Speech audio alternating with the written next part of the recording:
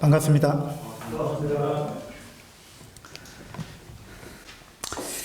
사도행전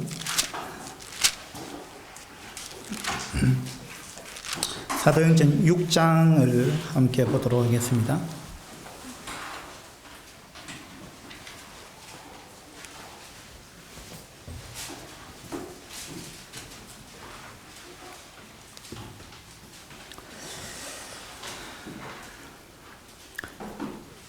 사도행전 6장 1절입니다. 그때에 제자가 더 많아졌는데 헬라파 유대인들이 자기의 과부들이 매일의 구제에 빠짐으로 히브리파 사람을 원망하니. 여기까지 보겠습니다.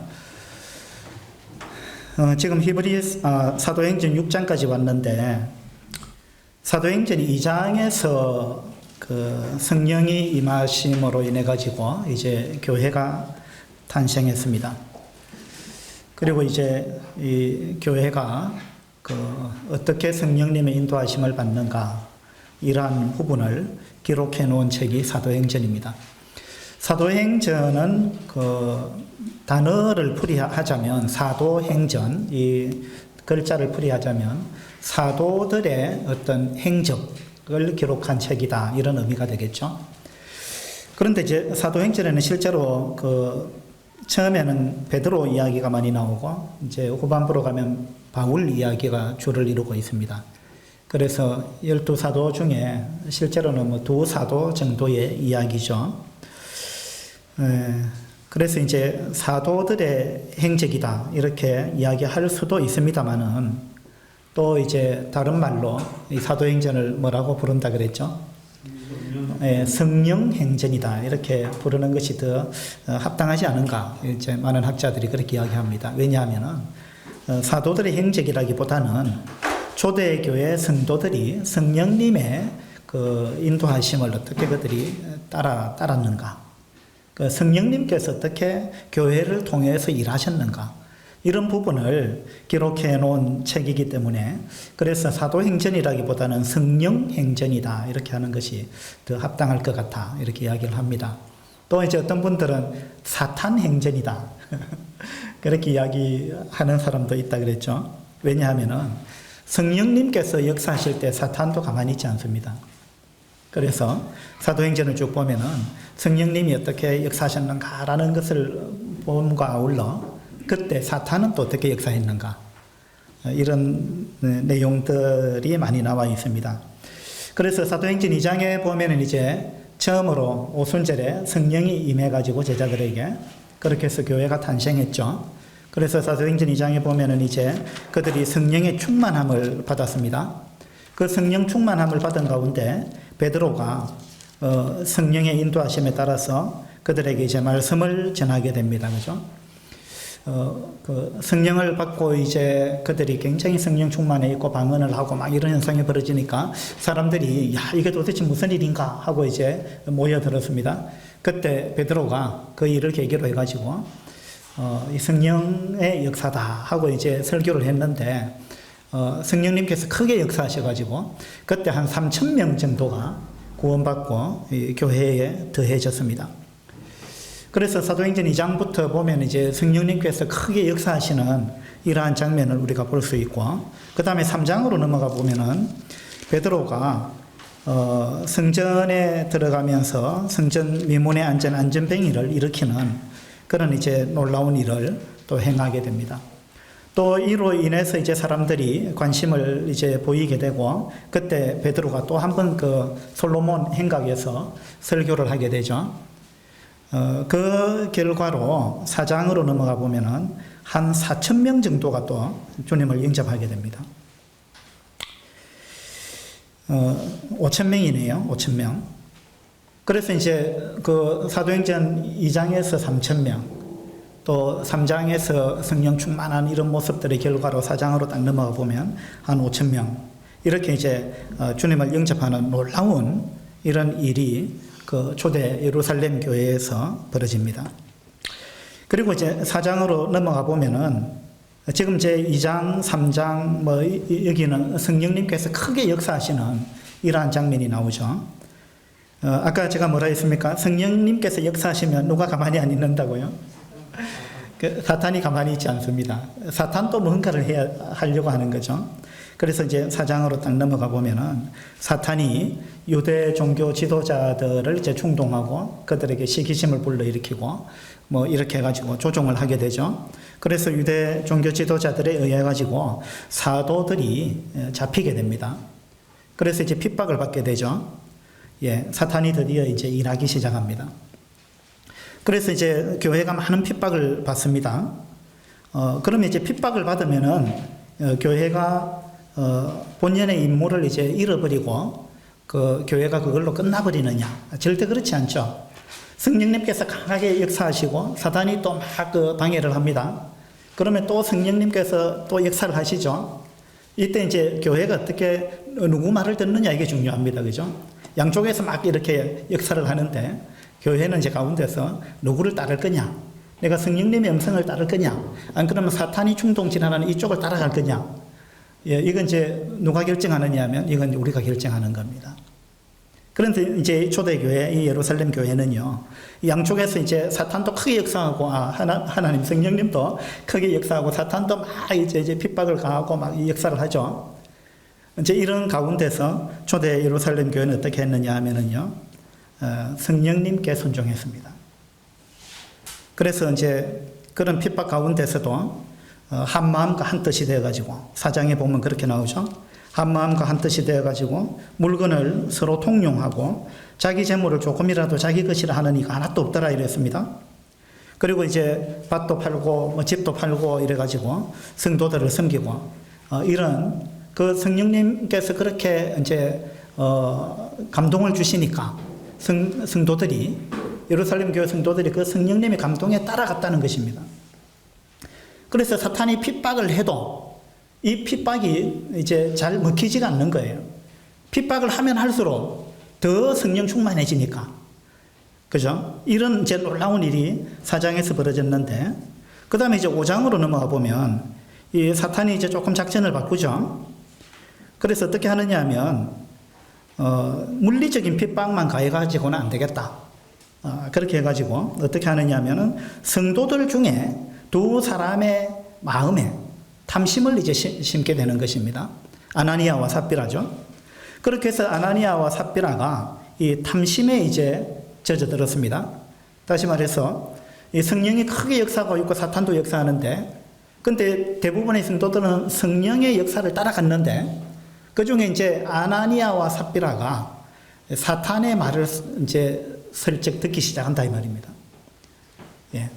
이게 이제 이 사도행전은 계속해서 이제 이런 역사가 이제 이어져 가고 있는데, 그래서 아나니아와 삽비라는 사탄의 음성에 이제 마음이 흔들렸습니다. 그래가지고 이제 탐심을 품었습니다. 그렇게 해서 이제 사도들을 속이게 되고 교회를 속이게 되고 그것은 또 하나님을 속인 결과가 되는 거죠. 이런 이제 일이 벌어졌습니다. 이 사탄이 이 교회가 성령 충만한 모습을 보지 못하는 거죠. 그렇게 해서 이제 내부적으로 이런 도덕적인 부분에 있어서 문제를 일으켜가지고 교회의 힘을 빼려고 했습니다.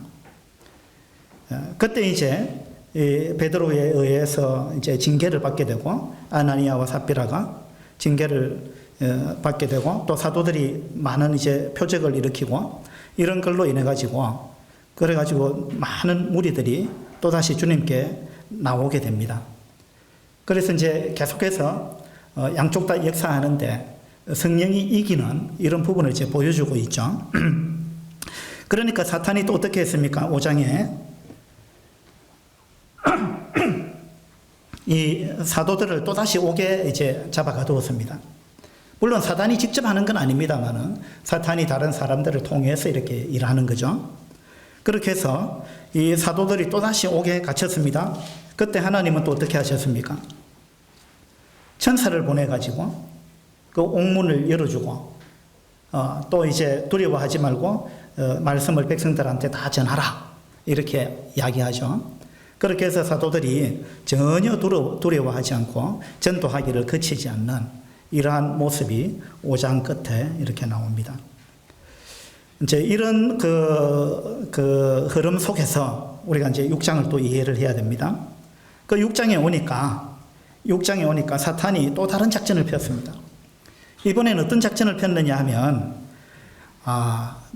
물리적인 핍박을 몇 번이나 해봤지만 이게 잘 안 통하더라 이겁니다. 또 도덕적인 문제를 일으켜봤는데, 이것도 또 잘 안 통했죠. 이번에는 이제 뭘 들고 나왔습니까, 사탄이? 뭘 들고 나왔죠? 성도들 마음속에 원망을 심었습니다. 원망. 그래서 이제 교회가 드디어 교회 중에 어떤 성도들이 원망을 하기 시작합니다. 이건 이제 내부 분열을 일으키는 거예요. 그죠? 외부에서의 어떤 공격보다도 내부에서의 일어나는 이 분열, 이건 사실은 더 무서운 거예요. 그래서 이제 전쟁할 때도 그러죠. 전쟁할 때도 위에서 막 그 치고 내려오는 게 있느냐 하면은 또 뭐 공수부대를 저 고방에 떨어뜨려 가지고 거기서 적진을 교란시키고 거기 또 간첩을 보내고 이래 가지고 내부에서 막 동요가 일어나고 분열이 일어나게 하는 것. 그죠? 이것은 굉장히 무서운 것입니다. 이 사탄도 이제 그 작전을 쓰는 겁니다. 그래서 이제 성도들 가운데 원망하는 마음이 생기기 시작했습니다. 원망이라는 단어를 사전에 찾아보니까 못마땅하게 여기어서 탓하거나 불평을 품고 미워함, 이렇게 놨습니다. 미워함. 그러니까 원망을 한다 이 말은 무언가 지금 뭔가 다른 사람이 하는 것이 자기 마음에 안 든다, 못마땅하다 이 말입니다. 그 다음에 탓한다. 자기를 탓하는 게 아니죠. 남을 탓하는 거예요. 남을 탓하는 거예요. 내 탓이 아니고 너 탓이다. 이제 이런 마음을 심어주는 겁니다. 그래서 자기 마음에 안 든다. 자기 중심이죠. 왜 내 마음에 들게 안 하느냐 이겁니다. 내 마음에 안 든다. 그리고 내 탓이 아니고 이것은 당신 탓이다. 이제 이런 마음을 심어줬다 이 말입니다. 그렇게 해서 이제 불평을 품는다는 거예요. 그리고 이제 다른 사람을 미워한다는 거예요. 이게 이제 사전에 나와 있는 원망의 뜻입니다. 원망. 그래서 이 교회의 원망이 딱 들어오게 되면은 이 하나 된 것이 깨져버리죠. 예, 이렇게 되면 이제 굉장히 교회가 어려워지고 힘을 잃게 됩니다. 그러면 왜 그들이 원망했을까요? 원망한 이유가 뭘까요? 예? 내 마음에 안 들기 때문에. 내 마음에 안 들기 때문에. 그 어떤 부분이 마음에 안 들었습니까? 예, 어떤 부분이 마음에 안 들었어요? 구제하는데 왜 누구는 주고 난 안 주느냐? 이제 이것이 불만이 됐습니다. 구제라는 건 이제 우리가 물질적으로 가난한 성도들을 돕는 걸 의미하죠. 그래서 이제 예루살렘 교회가 성도들이 뭐 밭도 팔고 집도 팔아갖고 막 사도들 발 앞에 갖다 놓았잖아요. 그래서 사도들이 이 성도들이 헌금한 이 돈을 가지고 여러 가지 이제 일들을 했겠죠. 그 중에 하나가 성도들 중에 가난한 성도들, 이 가난한 성도들을 도왔다는 겁니다. 물질적으로. 예. 그런데 이제 어떤 성도가 불만을 품은 거예요. 왜 누구는 도와주고 누구는 안 도와주느냐. 예. 이것 때문에 이제 원망이 생겼습니다. 그런데 이것은 그들이 생각하는 이 원망의 이유입니다. 이건 사도들이 생각한 거하고는 좀 달라요. 이것은 자, 사도들이 아마 이걸 분배했겠죠. 그런데 사도들이 발 앞에 놓았다 그랬잖아요. 밭도 팔고 집을 팔아가지고. 그런데 자, 사도들이 구제하는 성도들을 돕는, 가난한 성도들을 돕는 일을 했는데 사도들이 일부러 자기 마음에 드는 사람은 많이 도와주고 자기 마음에 안 드는 사람은 안 도와주고 이렇게 했을 것 같습니까? 여러분 어떻게 생각하세요? 저는 이 사도들이 그렇게 했겠나? 예. 저는 그런 생각이 들어요. 그죠? 아니, 사도들이 어떻게 그렇게 했을까? 물론 사도라고 완벽하지는 않습니다만은, 그러나 사도들이 의도적으로 그렇게 하지는 않았을 것이다. 또는 사도들은 정말로 성도들을 잘 살펴가지고 도움이 필요한 성도들에게 도움을 줬을 텐데, 근데 이제 어떤 사람들은 나도 도움이 필요한데 나는 왜 안 주느냐? 내가 더 딱한데. 이제 자기는 그렇게 생각했는데 사도들이 볼 때는 그 사람보다 더 딱한 사람이 있었다. 이렇게 볼 수 있겠죠. 이제 저는 그런 생각이 들어요. 근데 이제 어쨌든 간에 원망이 생겼는데 원망의 원인이 그들을 원망하는 사람들 생각에는 왜 이거 공평하게 안 하느냐? 예? 이것이 원망의 원인이었는데, 근데 이 6장을 잘 자세히 좀 보면은요, 실제적으로는 그것이 원망의 원인이 아니었던 것 같아요. 왜냐하면 1절을 다시 한번 보세요. 1절에 보니까 헬라파 유대인들이 나오고 히브리파 사람들이 나옵니다. 이 예루살렘 교회가 두 파가 생겼습니다. 두 파가 생겼어요. 저는 파를 참 좋아합니다만은 양파, 대파, 쪽파, 실파, 무슨 파 많던데 파를 저는 좋아합니다. 근데 이런 파는 진짜 안 좋아해요. 이 예루살렘 교회 안에 두 파가 생겼어요. 아, 이건 심각한 문제입니다. 교회에 이런 파가 생기면 안 되는 거죠. 헬라파 유대인들, 히브리파 유대인들 이렇게 생겼는데 그 정도가 아니고요. 두 가부들이 나옵니다. 1절에 두 가부들이 나오는데 어떤 가부들이에요? 자기의 가부들이 이랬죠. 그게 무슨 말이냐면 자기 가부가 있고 너그 가부가 있고 우리 가부가 있고 이게 뭐냐면 예루살렘 교회 안에 우리 편, 네 편, 내 편, 그죠? 우리 가부, 이 가부는 우리 가부, 저 가부는 너그 가부. 아니, 두 가부가 생겼습니다. 아, 이건 심각한 거예요. 아니, 우리 가부가 어디 있고 너희 가부가 어디 있어요? 예? 내 편, 네 편이 어디 있습니까, 교회에? 근데 이 예루살렘 교회에 지금 이 문제가 생겨버린 거예요. 그래서 이건 지금 사도행전 누가가 기록했잖아요. 누가가 헬라파 유대인들이 이렇게 이야기했습니다. 그 다음에 히브리파 사람을 원망했다. 이 누가는 아마 이렇게 생각하는 것 같아요. 야, 이 파당이 생겨가지고 원망이 생겼다. 그래서 우리 편, 네 편 뭐 따지다 보니까 이 원망하는 마음이 생겼다. 누가는 아마 은연중에 그렇게 이야기하고자 한 것이 아닌가. 이제 저는 그런 생각이 들어요. 헬라파 유대인들은 어떤 사람들이냐 하면 헬라어를 사용하는 사람들입니다. 이 당시는 헬라어가 그 지역의 이제 공통 언어였죠. 그런데 헬라 언어를 사용했다라는 말은 무슨 말이냐면 유대인은 유대인인데 근데 이 사람들은 유대인의 언어 히브리어를 잘 모르는 사람들이에요. 히브리어와 그 다음에 히브리인들이 많이 사용했던 아람어 이런 언어는 잘 모르고 헬라어는 잘 아는 사람들입니다. 왜 그럴까요? 이 사람들은 디아스포라라 해가지고 그 유대 땅에서 살다가 다른 지역으로 옮겨가서 다른 나라에 살던 사람들이에요. 또는 그 지역에서 태어난 사람이에요. 그리고 그 사람들이 다시 이제 이 유대 땅으로 온 거죠. 그 유대 땅으로 와서 지금 함께 살고 있긴 한데 이 사람들은 히브리어를 잘 모르는 사람이에요. 근데 쉽게 이야기하자면 어떤 사람들이 미국으로 우리한테 적용을 하자면 그죠? 우리나라 국민이 어떤 사람이 미국으로 이민을 갔습니다. 그래가지고 거기서 이제 이세가 태어났어요. 이 이세가 한국말은 잘 몰라요. 영어는 잘하는데. 근데 어쩌다가 한국으로 다시 돌아와서 살게 됐습니다. 근데 와가지고는 영어는 유창하게 하는데 우리말은 잘 못하는 거예요. 지금 이제 이런 상황입니다. 이런 사람들이 헬라파 유대인들입니다. 그러면 이제 히브리파 유대인들은 어떤 사람이냐면 계속해서 이스라엘 땅에서 태어나고 거기서 살았던 사람들입니다. 예. 그래가지고 이제 이 교회 안에 이제 헬라어를 쓰는 사람들이 있고 히브리어를 쓰는 사람들이 있는데 함께 구원받아서 함께 모임을 이루었는데 그런데 이 두 집단 간에 뭔가 조금 원활한 이 교류가 잘 안 되는 거예요. 예. 왜? 언어 소통이 잘 안 되니까 첫째. 그죠? 그 다음에 문화가 달라요.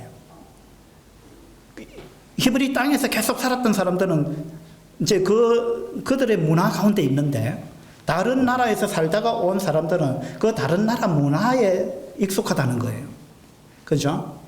그래서 이제 이 집단 간에 좀 이런 이제 마찰이 있었던 걸로 이제 그렇게 보입니다.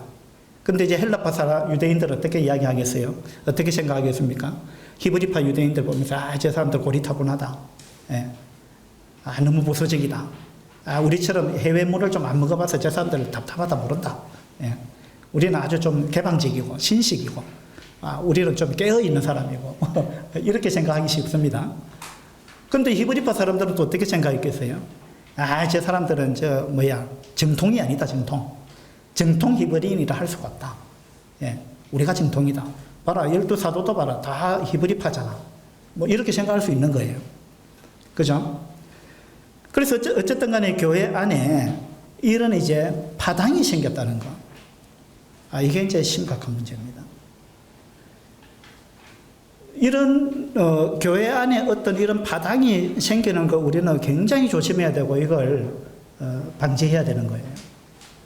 물론 우리는요, 내가 좀 더 친한 성도가 있을 수 있어요. 또 잘 통하는 성도가 있죠.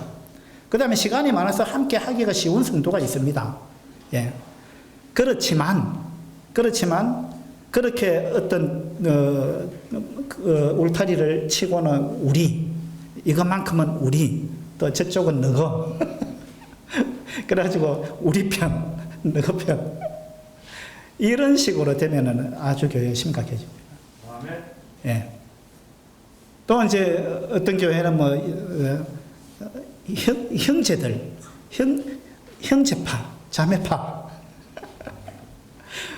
이래가지고 형제들은 형제들끼리 똘똘 뭉쳐가지고, 여자들은 대학 안 된다고.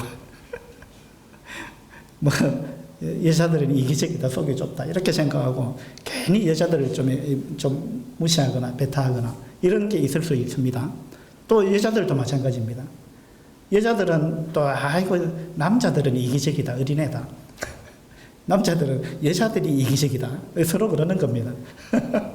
그래가지고 늘 여자 편 들고, 자매들은 자매 편 들고, 형제들은 형제 편 들고, 이렇게 되면 이것도 문제가 되는 거예요.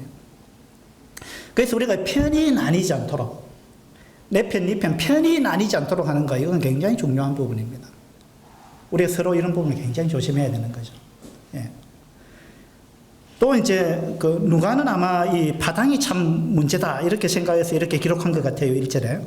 그런데 사도들은요, 이 근본 원인을 다르게 생각했습니다. 2절에 보시면, 2절에 12사도가 모든 제자를 불러 이르되 우리가 하나님의 말씀을 제쳐놓고 접대를 일삼는 것이 마땅하지 아니하니. 자, 이 원망을 딱 들으면서 사도들은 어떻게 생각했느냐면, 우리 교회에 문제가 생겼다.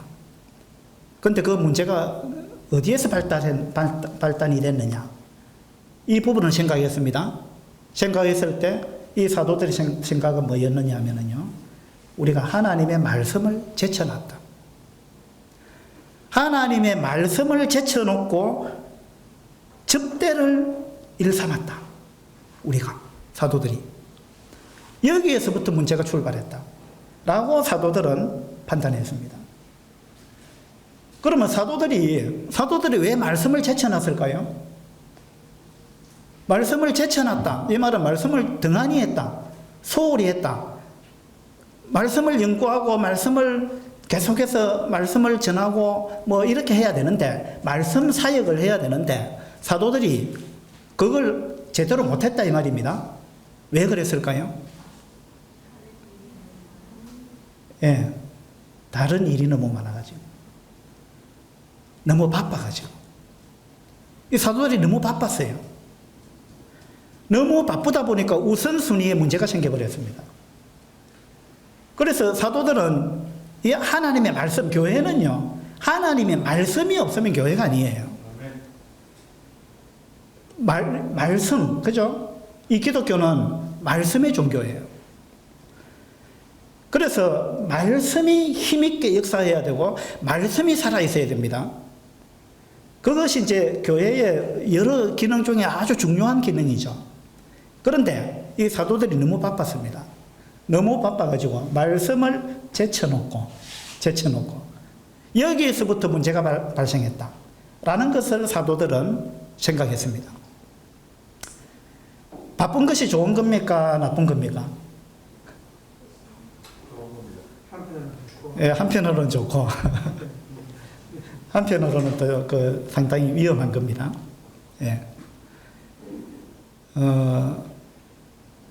바쁜 아빠는 나쁜 아빠다 이런 말이 있어요. 바쁜 아빠는 나쁜 아빠다. 그래서 처음에 아빠 하다가 아빠가 나중에 바빠로 바뀐대요. 바빠. 그 다음에 나빠로 바뀐대요.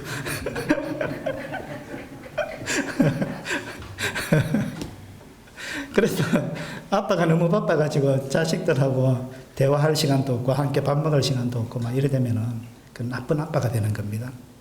맞죠? 너무 바쁜 거 이거 조심해야 돼요. 물론 우리가 일이 없는 것도 문제인데 근데 너무 바빠갖고 눈코 뜰 새가 없고 막 정신이 없고 바빠가지고 진짜 중요한 걸 못하게 되는 것, 이건요 엄청난 손실입니다. 그래서 우리가 너무 바쁘지 않도록 해야 될 필요가 있어요. 너무 바쁘지 않도록. 여러분들이 만약에 바쁘다면, 여러분 지금 정신없이 뭔가가 바쁘다면 한번 생각해 보셔야 돼요. 내가 왜 바쁜가? 내가 무엇 때문에 바쁜가? 뭘 한다고 바쁜가? 이거 생각해 봐야 됩니다. 자, 여러분 왜 바쁘죠? 무엇 때문에 바쁩니까? 예, 뭘 한다고? 할 게 많죠? 예. 근데 이제, 주님께서 이렇게 말씀하셨어요. 썩을 양식을 위하여 일하지 말고, 영생하도록 있는 그것을 위하여 하라. 이렇게 말씀하셨죠? 썩을 양식. 이 양식은 중요한 겁니다. 우리가 다 열심히 일하는 게 양식을 위해서 일하는 거잖아요. 안 먹고 못 살잖아요. 돈 벌기 위해서. 왜 돈 버느냐? 먹으려고. 먹고 살려고. 양식을 위해서 일하잖아요. 이 양식은 굉장히 중요한 것입니다. 그래서 양식을 위해서 모든 걸 다 투자하는 것입니다. 시간과 정력과 얕은 그 가정을 희생해 가면서, 그죠? 양식을 위해서. 우리는 엄청나게 많은 시간을 투자하고 바쁩니다. 양식을 위해서. 근데 사람들이요, 두 가지 양식이 있다는 걸 몰라요. 두 가지 양식이 있습니다. 하나는요, 썩을 양식입니다. 이건 육체의 양식이에요. 근데 썩지 않는 양식이 있습니다. 그게 뭘까요? 그게 하나님 말씀이에요. 영의 양식입니다. 영의 양식. 사람들은 양식을 위해서 사는데 그것이 육의 양식만 양식인 줄 안다는 거예요. 육의 양식만. 영의 양식이 있는데, 그래서 사람들 육의 양식은 하루 세 끼 열심히 챙겨 먹잖아요. 근데 영의 양식은 안 챙겨 먹어요, 잘. 예. 영이 배고픈 걸 못 느끼는 것 같아요. 저는 그냥 이것저것 다른 일이 많아가지고 정신없이 하루를 보내고 나면 허전해요. 왜냐하면은 저는 하루에 이제 몇 시간은 참 말씀을 묵상하고 이래 하는 게 늘 제 생활의 이제 습관인데, 어느 날 일이 너무 많아, 다른 일이 너무 많아가지고 하루 종일 일했잖아요. 예. 그러면은 저는 뭔가 허전한 게 느껴져요. 그래서 좀 앉아서 말씀을 이렇게 깊이 묵상하고 연구하고 이런 시간을 하루라도 안 가지면 저는 참 이상해요, 내 삶 자체가. 어떻습니까, 우리 성도님들은?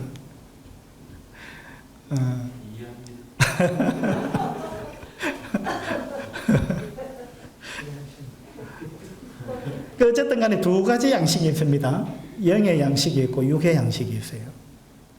사람들은 이제 영의 양식은 잘 모르는 것 같아요. 특히 하나님을 모르는 사람들은 그럴 수밖에 없습니다. 그건 이제 구원받고 하나님을 믿고 있는 우리 성도들조차 그렇게 해서는 안 되는 것입니다. 그죠? 구원받기 위해서도 영의 양식이 필요하지만, 구원받고 나서도 구원받고 나서도 하나님의 말씀을 우리가 먹지 않으면, 날마다 하나님의 말씀, 영의 양식을 먹지 않으면요, 우리는 피폐해집니다. 우리의 영이 피폐해지는 거예요. 이런 생활이 오래되면은 반드시 문제가 생깁니다. 엄청난 손실을 당하게 되는 거예요. 엄청난 손실. 사람들이 육체의 건강에 대해서는 엄청난 관심을 갖고 있습니다. 조금만 몸이 이상하면은 막, 그죠? 자기 건강을 잃을까 싶어가지고 굉장한 관심을 가지는데, 근데 자기 영의 양식을 섭취하지 못함으로 인해가지고 영이 피폐해지는 거, 이 부분에 대해서는 잘 느끼지 못하는 것 같아요. 그런데 이런 상황이 지속되면은요, 심각한 문제가 생깁니다. 반드시 생기게 돼 있어요. 많은 손실을 당하게 됩니다. 엄청난 걸 잃어버리게 되는 거예요. 예. 그래서 이 영의 양식, 여기에 우리가 관심을 가져야 되는데, 또 주님은 이렇게 말씀하셨죠. 사람이 떡으로만 살 것이 아니에요. 무엇으로 산다 그랬습니까? 하나님 입에서 나오는 말씀으로, 모든 말씀으로 살 것이다. 예. 사람이 떡으로만 사는 게 아닙니다. 두 양식이 있다. 이런 부분을 우리가 생각할 수 있으면 좋겠습니다. 내가 왜 바쁜가? 어쩌면은요, 욕심이 많아서 바쁠 수 있습니다. 내가 욕심이 많아서 바쁘다. 그래가지고 내가 지금 영의 양식을 잘 못 먹고 있구나, 이런 생각이 들면 욕심을 조금 내려놔야 됩니다. 그죠? 그 다음에 내가 무엇에 바쁜가? 정말 중요한 것에 바쁜가? 안 그러면은 진짜 중요한 것보다는 덜 중요한 것, 이것 때문에 내가 너무 많은 시간을 뺏기고 있는가? 예, 이걸 우리가 잘 좀 분별해 볼 필요가 있습니다. 사도들은요, 이 교회 안에 원망이 생긴 근본 원인이, 우리가 너무 바빠가지고 말씀을 등한히 했구나, 말씀을 제쳐놨구나, 이것이 근본 문제구나. 사도들은 이것을 이제 발견을 했습니다. 그 다음에 또 하나 생각할 수 있는 것은요, 이것이 그 사도들이 잘못하지 않았는데 히브리 헬라파 사람들이 자기들이 좀 푸대접을 받고 있다고 느꼈을 수도 있고요. 아니면 실제로 이제 구제 사역에 있어서 좀 불평등이 실제로 생겼을 수도 있습니다. 이 성경이 정확하게 나와 있지는 않은데, 그래서 이제 실제로 이 불평등의 문제가, 구제 사역에 있어서 불평등의 문제가 생겼다면 왜 생겼을까요? 실제로 이런 불평등이 생겼다면, 예, 왜 이런 불평등의 문제가 생겼을까요? 예? 예, 마스크를 쓰고 계셔갖고 잘 안 들리. 그래서 이제 생각해 볼 수 있는 것은, 이건 뭐 사도들이 뭐 편애를 해서 그렇다, 이렇게 보기는 어려울 것 같고요. 이건 저는 이렇게 생각합니다. 이것은요, 사도들이 하는 것보다 누군가 다른 분이 하는 것이 훨씬 더 나은데, 근데 이것을 사도들이 함으로 인해서 문제가 생겼다, 이런 생각이 들어요. 왜냐하면 이건 은사의 문제예요. 사도들이라고 모든 걸 다 잘하는 거 아닙니다. 맞죠? 사도들이 잘하는 게 있습니다. 교회는 이 은사가 다 다르잖아요. 제가 잘하는 게 있고, 우리 문승현 형제님이 잘하는 게 있고, 또 이태현 형제님이 잘하는 게 있습니다. 맞죠? 다르죠? 예. 저도 잘하는 게. 아, 그렇죠.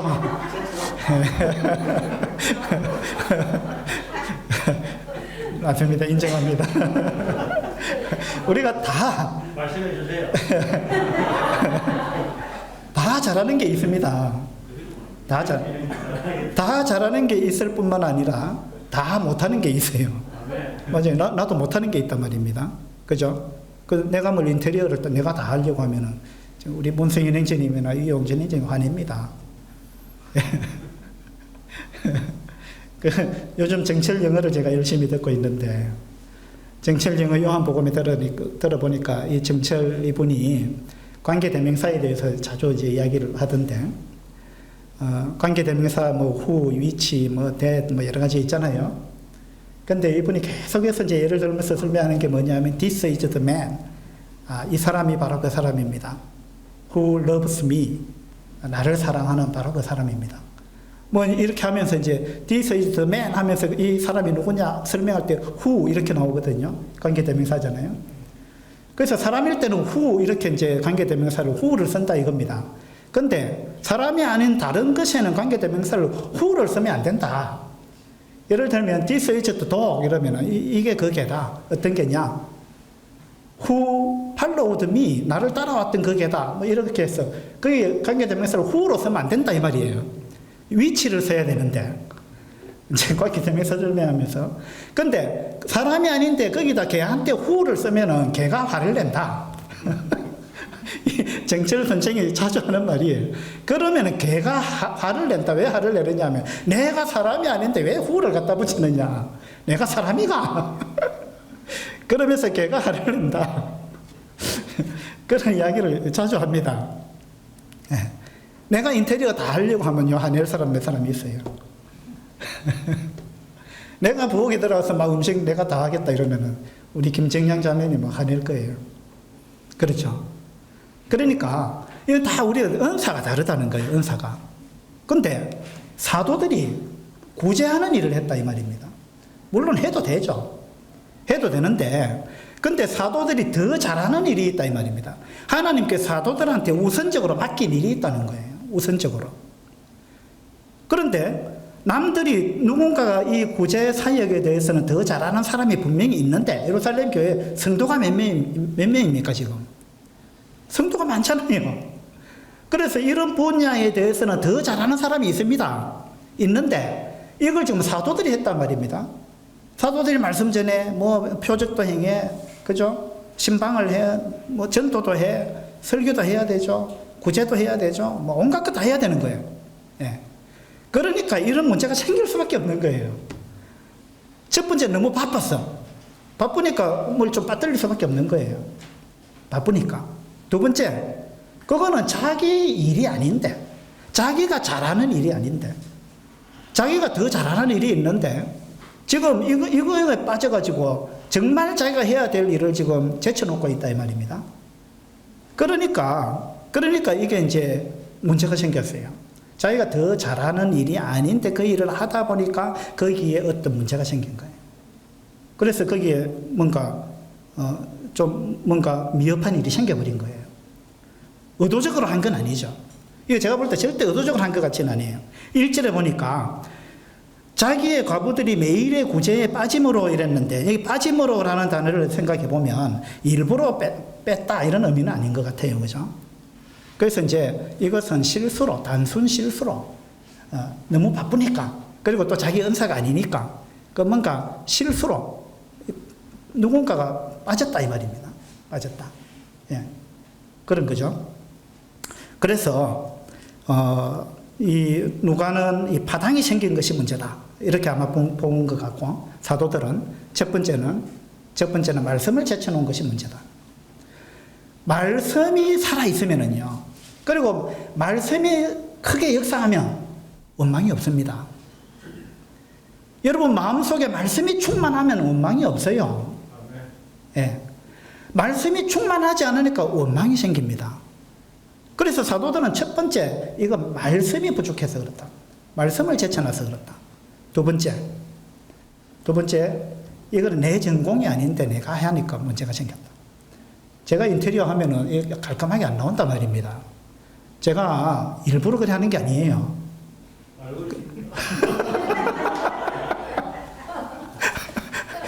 저는 열심히 한다고 하죠. 깨끗하게 멋있게 한다고 하는데 문세인 행제님과 이용진 행제님이 하는 만큼 내가 못 따라가는 거예요.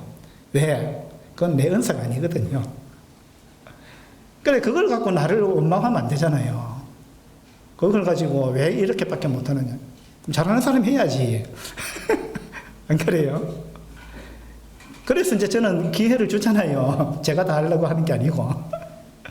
그래서 이 구제 사역을 이 사도들이 하려고 하다 보니까 이런 문제가 생겼다. 이제 이런 생각이 듭니다. 그 다음에 또 하나 생각할 수 있는 것은요. 3절을 한번 보죠. 형제들아, 너희 가운데서 성령과 지혜가 충만하여 칭찬받는 사람 7을 택하라. 우리가 이 일을 그들에게 맡기고, 자, 드디어 이제 이것이 제자리를 찾아가는 겁니다. 그죠? 야, 이거 우리가 다 해서 되는 일이 아니다. 그리고 이거는 우리가 우리보다 훨씬 더 잘하는 사람이 있다. 그 사람들한테 맡겨야 된다. 이제 이걸 발견한 겁니다. 그렇게 해서 이제 예루살렘 교회에 처음으로 7 집사를 세우게 되는데, 근데 이제 어떤 사람을 집사로 세우느냐 하면 성령과 지혜가 충만한 사람. 자, 성령 충만한 사람. 그 다음에 지혜가 충만한 사람. 이런 사람이 이 구제사역을 해야 된다 이 말입니다. 이 집사의 역할을 해야 된다는 거죠. 구제사역. 구제사역은 돈을 취급하는 일입니다. 돈을 취급하는 건 상당히 이거 조심해야 되는 겁니다. 예. 돈을 취급하는 사람은요, 성령 충만한 사람이 해야 되는 거예요. 예. 이 돈에는 많은 문제가 따라올 수 있습니다. 그죠? 자칫 잘못하면 문제가 생깁니다. 그래서 이런 구제사역을 할 수 있는 사람은 성령이 충만한 사람이라 이겁니다. 성령이 충만하다는 말은 자기 육신의 생각대로 하지 않는 사람이다 이런 이야기예요. 육신의 생각대로, 자기 고집대로 이렇게 하는 건 성령 충만한 사람이 아니죠. 성령님의 인도하심을 받아서 일할 수 있는 사람, 그죠? 이런 성령 충만한 사람. 그 다음에 지혜가 충만한 사람. 지혜가 충만하다라는 말은 이제 뭔가 사리 분별을 할 수 있고 판단력이 뛰어난 사람을 의미하는 겁니다.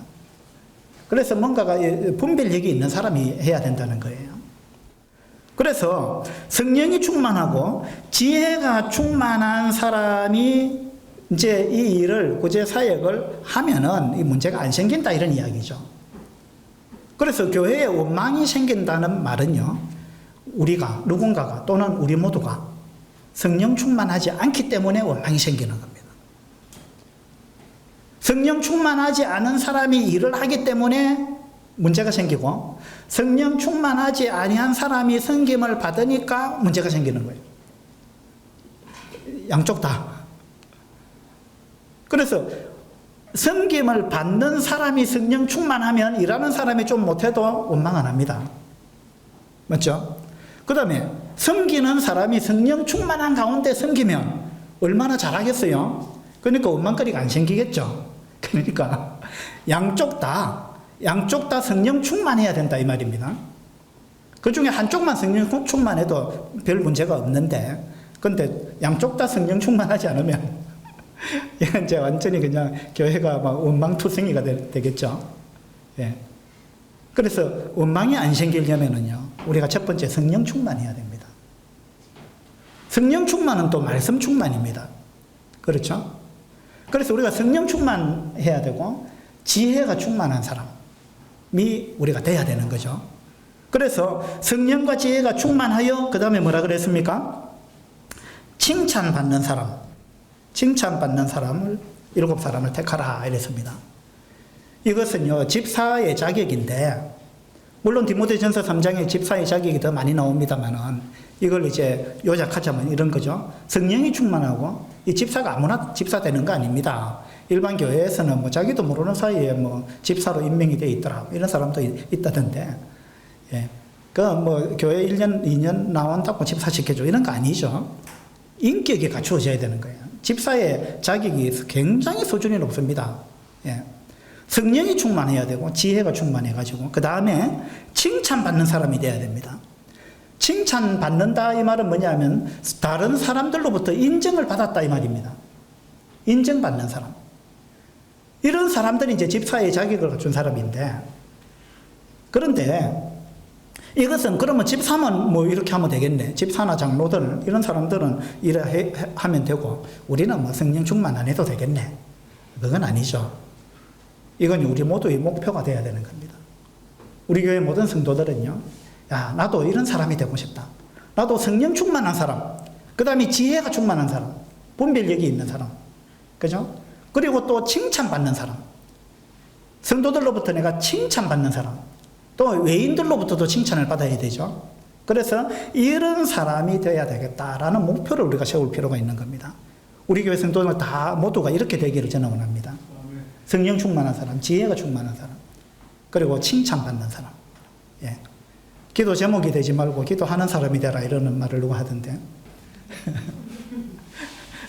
계속 교회 기도 제목에 올라오는 그 이름이 어떤 성도의 이름이 기도 제목으로 계속 올라온다 이 말은 그 문제가 있다 이 말입니다. 그래서 우리 모두가 성령 충만하고 지혜가 충만하고 칭찬받는 사람, 이런 사람이 되면 교회에 원망이 없습니다. 오늘 이제 교회에 이 사탄이 교회에 원망을 퍼뜨렸다. 이 사탄의 역사죠. 원망을 퍼뜨렸다. 그런데 원망이 왜 왔는가? 파당이 생겨서 그렇다. 또 말씀을 제쳐놓고 엉뚱한 일에 너무 바빠서 그렇다. 그 다음에 은사가 제대로 활용이 안 돼가지고 은사가 아닌 사람이 그 일을 함으로 원망이 생겼다. 그 다음에 성령이 충만하지 못하고 지혜가 충만하지 못하기 때문에 그래서 교회에 원망이 생겼다. 이제 이러한 말씀을 우리가 살펴봤습니다. 그래서 이제 이 일이 이제 분배가 됐습니다. 은사별로 분배가 되고 성령과 지혜가 충만하고 칭찬 듣는 사람이 이 구제 사역을 했습니다. 그러면 말씀 사역은 중요하고 구제 사역은 중요하지 않느냐? 아닙니다. 다 중요한 거예요. 다 중요한데 둘 다 똑같은 언어가 쓰였습니다. 사역이라는 단어가. 말씀 사역이라 그랬죠. 4절에. 그 다음에 2절에 나오는 접대를 일삼는다 했던 이 동사도 똑같은 단어입니다. 언어로. 사역이라는 단어예요.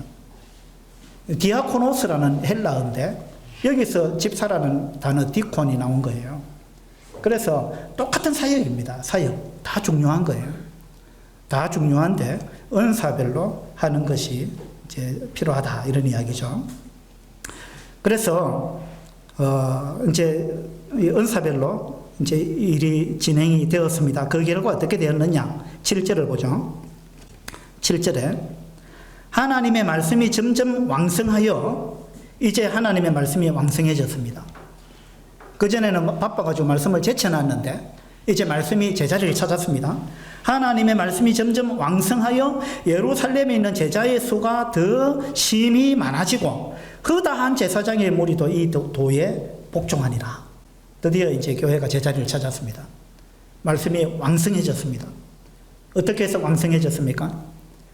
이 집사들이 성령 충만하고 지혜가 충만하고 칭찬받는 집사들이 잘 섬겼기 때문에 사도들이 본연의 일을 할 수가 있었고 그로 인해 가지고 말씀이 왕성해졌다. 그래서 교회가 부흥하고 있다. 이제 이와 같은 결론을 우리가 이 사도행전 6장에서 볼 수가 있는 것입니다. 초반부에 제가 성령의 역사가 있고 사탄의 역사가 있다. 이 사도행전에는 계속 이 두 역사가 번갈아 가면서 이렇게 나오는데 중요한 것은 가운데에 있는 우리가 누구를 따를 거냐, 누구 말을 들을 거냐, 누구한테 쓰임을 받을 거냐, 이것이 중요하다. 이제 이런 말씀을 드렸습니다. 지금도 마찬가지입니다. 지금도 우리 밀양 서부교회를 통해서 성령님이 하고자 하시는 일이 있습니다. 성령님께서 막 우리한테 뭔가 감동을 주시고 뭔가 일을 보여주시고 어떤 곳으로 우리를 막 이끌려고 합니다. 또 그때 사탄이 또 그쪽으로 가면 안 돼, 이쪽으로 가야 돼. 너 그렇게 하는 건 참 멍청한 일이야. 너 왜 그렇게 바보 같아? 이게 더 좋잖아. 이러면서 사탄이 또 막 뭐 속삭입니다. 이 두 가지가 막 동시에 일어나는 것입니다. 그때 여러분이 누구 말을 듣고 따라갈 거냐? 다른 말로 하면 누구한테 쓰임 받을 거냐? 이것에 따라서 사도행전이 다르게 기록되는 거예요. 우리도 지금 우리의 사도행전을 써가고 있는 거거든요. 그렇죠? 우리 교회의 사도행전을 우리는 써가고 있는 겁니다. 성령행전을. 그리고 여러분 개인의 삶 속에서도 여러분 개인의 그 성령행전을 여러분은 여러분의 인생 가운데 써가고 있는 거예요. 써가고 있는데 여러분이 누구한테 쓰임을 받느냐에 따라서 이 책의 성격이 달라지는 것입니다. 여러분은 지금 누구한테 쓰임을 받고 있는지, 누구를 따르고 있는지 이런 부분을 한번 돌아보는 그런 시간이 되면 좋겠습니다. 기도합시다. 아버지 하나님, 사도행전을 통해서 성령님께서 어떻게 역사하시고 또 사탄이 어떻게 역사하는지 이러한 부분을 우리가 살펴봤습니다. 초대 예루살렘 교회에 사탄은 여러 가지로 참 그들을 해방했는데 오늘은 교회의 원망을 퍼뜨린 이와 같은 부분을 보았습니다. 우리가 원망하는 사람이 되지 않고 오히려 문제가 있다고 생각이 될 때 원망하기보다는 직접 사도에게 찾아가서 그 부분에 대해서 건의를 하는 이러한 태도가 더 아름답다고 또한 생각합니다. 우리들도 그와 같은 자세를 취할 수 있도록 해주시기를 바랍니다. 우리가 사탄에게 쓰임받는 것이 아니라 성령님께 쓰임받는 그러한 교회가 되도록 또 우리 모두가 되도록 주님 우리를 선하게 인도해 주시기를 바랍니다. 감사드리며 우리 주 예수 그리스도 이름으로 기도드립니다. 아멘.